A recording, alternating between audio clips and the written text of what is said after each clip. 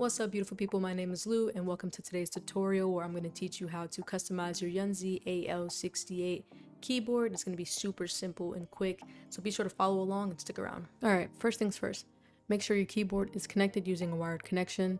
Next, double check the switch on the back of your keyboard to ensure it's in the proper mode. It'll be the one with the S shape in case you didn't know. Once that's set, head over to this website. I'll link it in the description for easy access. On this website though, you'll go to software, scroll down until you get to your keyboard. Once you're at your keyboard, there's going to be a purple button that says JSON file. Go ahead and click that. It'll open a new link and it'll have all this text. All you're gonna do is Ctrl A to highlight all of it, right click, copy, and then go to your notes. Paste the text you just copied, do file, save as. Now for this particular portion, I recommend that you make a folder called keyboard, just so you can have all your files together, because we're gonna come back to it at a later time. Now what I would name the file is AL68 JSON, just so you know exactly what it is. Once you do that, you'll save it. You can go ahead and close that out. Once you save the file, you're gonna head over to this purple link. It might be purple for you, I'm not sure, but it's the VIA website. You'll click on it and then it'll take you to this page. So what you're going to do is head over to design, which is this paintbrush, but let me go ahead and make this lighter so you guys can see. You're going to click load and go to where you downloaded and saved that JSON file and open it. Now it should tell you that your AL68 keyboard is loaded and you have one draft definition. So now if you go to configure and click authorize device and click your keyboard and connect, it should appear. So now once you're here, you can customize the keys however you like, but before you do anything, I would go to save and load, and where it says save current layout, I would save it and go to go to your keyboard folder that you made and then save it. So at least now this way, if you did mess up your default keyboard in any way and you don't know how to bring it back, you can just load that keyboard layout that you did. Quick tip, if you want to customize your configuration website, you can just go into settings, change the color if you want. You can leave it red. I think that looks pretty nice. You can change it to 3D to 2D.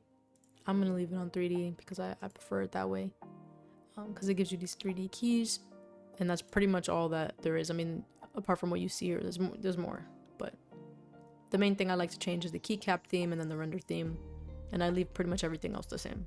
All right. Quick tip is over.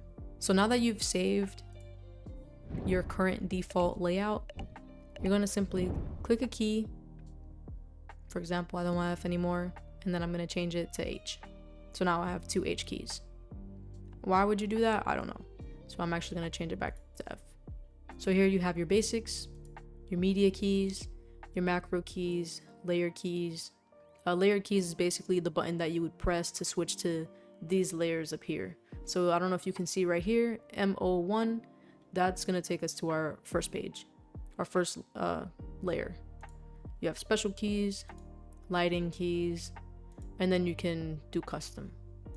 So when it comes to layering, it'll just basically give you, a second page, third page, fourth page, so on and so forth, as long as you can fit them on your keyboard somehow.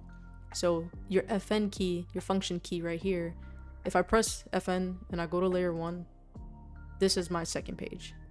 So the only thing that I've changed out of the second page, I left everything else alone. I just added F1 and F2 because I play Counter-Strike and I needed those keys. Have I tested it out yet? No. But if it works, I'll let you know, because I feel like those two keys are kind of low-key important. So to know what keys are kind of available, it'll have this downwards triangle or arrow. These keys are not set to anything. However, if it says custom 1, custom 2, and stuff like that, these keys actually have something attached to it. So those are not free keys from this first layer. So the ones with the arrows are the ones you want to pay attention to if you don't want to mess up anything else. So yeah, say you add, maybe I want to add an F8 or an F11, F6. Of course, I'd add it in order, but just for the sake of this video, I'm just going to do it that way. You'll go back to save and load, and then you'll save this well, you're gonna save it. I would recommend making a new folder called edited. So once you go to edited, or you can put edit, save it here. So now your layout will be saved and you don't have to worry about it. And that's it. Your keyboard should now be configured and saved with everything that you have. If you want to customize your keyboard at a later date, you have to be hardwired into your computer. You can't do it any other way because then it just won't work. So if you run into any issues, let me know. I'll do my best to help you. So yeah, thanks so much for watching. Don't forget to water your garden. It's important, and I'll see you all in the next one. Take care. Oh, before I forget, I have a bonus to give you guys. In the description, I'll have all of these key shortcuts, so that way you can just look at it, copy it, save it, put it somewhere, so that way you can just have a quick look on your computer whenever you need it, instead of trying to refer to the manual or Googling it. And yeah, now the video's over. Take care.